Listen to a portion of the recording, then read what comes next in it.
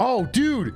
This, wait, I want to show you this. I want to show this. I want to show this. This was fucking crazy to me. You guys watch TikTok, right? This is me as a youth pastor. I almost never go to TikTok live. I do look at TikTok occasionally because I have a pretty good algorithm on there and I see a lot of interesting advertising and marketing and business stuff. But I almost never go to live. And I found this interesting article about this woman.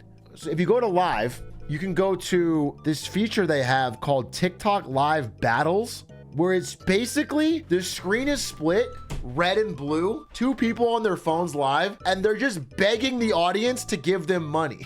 And then the meter fills up and then one side wins. That's it. It's just whoever begs more wins. And so you'll have different people like doing different random shit and trying to be funny and begging in creative ways, but they're just getting money back and forth. People, I guess, lonely people are getting addicted to this. You know, if they have nobody talking to them, they open up live battles and they'll like give a rose or give a disco ball worth some amount of money. And then the battle will be like, thank you, you saved us, you won the battle. He describes this woman, Cindy White, who spent 25 grand on TikTok live battles over the course of like a year. She would like, you know, if you drop $500 on the TikTok universe, like right as the battle's about to lose, everyone freaks out. All the chat freaks out, and then the person freaks out, and then she's like, wow. She was burning 100 a day at her peak. She spent more than 25K. I was struggling to pay my bills. This shit was crazy.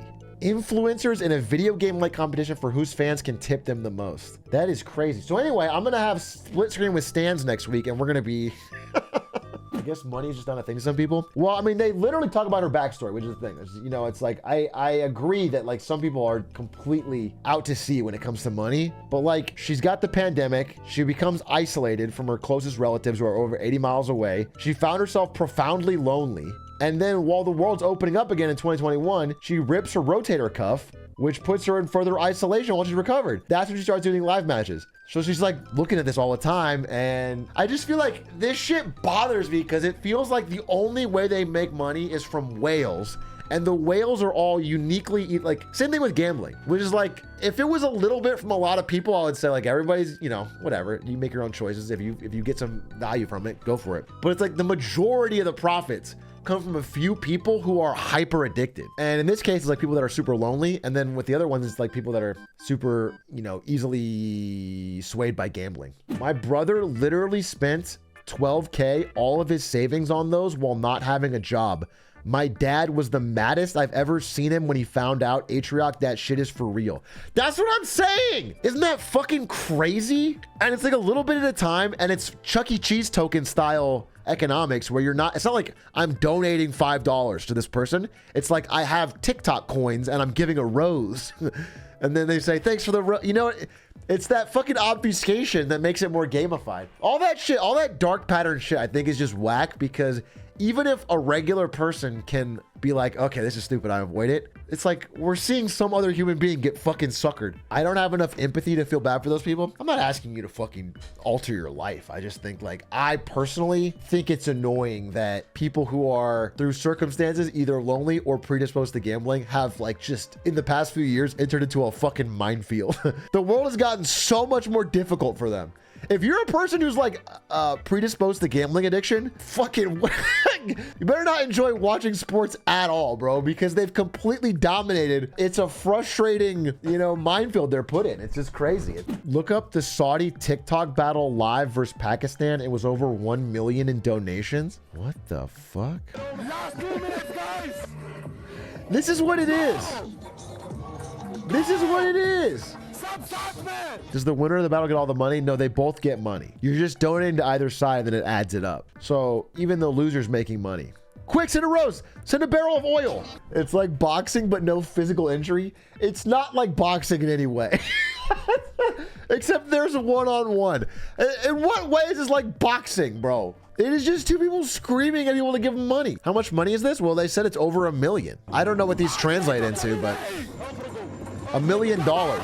Saudi TikToker wins $1 million US within minutes. That's fucking crazy. Yeah, so that was an interesting article that I saw. There's a quote from her at the end after she lost all her money, which is like, she agreed with comparing her compulsive spending to that of a gambler. It does exactly what gambling does, but you don't get anything in return. You can't even possibly win the parlay, bro. You don't get shit. All you do is someone yells at you. It's crazy. That's crazy.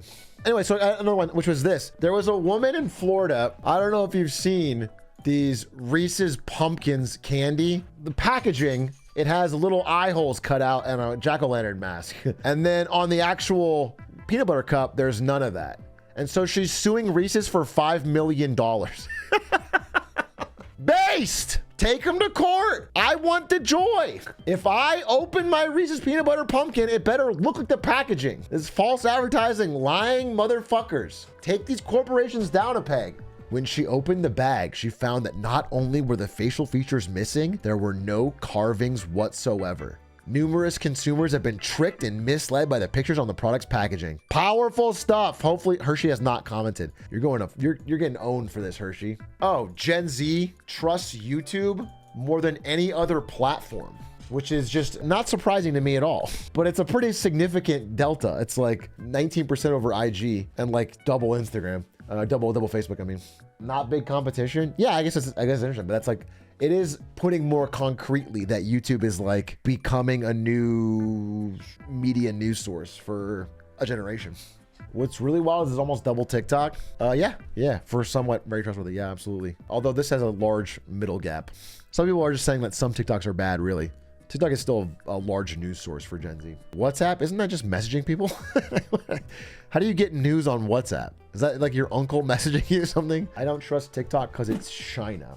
I think the capability of China to have control over TikTok is a reasonable national security risk long term. I don't think they are changing your algorithm, little bro. I think the liberals have control over TikTok personally. You think the American liberals have control over Chinese TikTok? If we fly to Shenzhen and go to the top floor of the TikTok building and turn around the leather chair at the end of the boardroom table, it's gonna be like a woman with color dyed hair.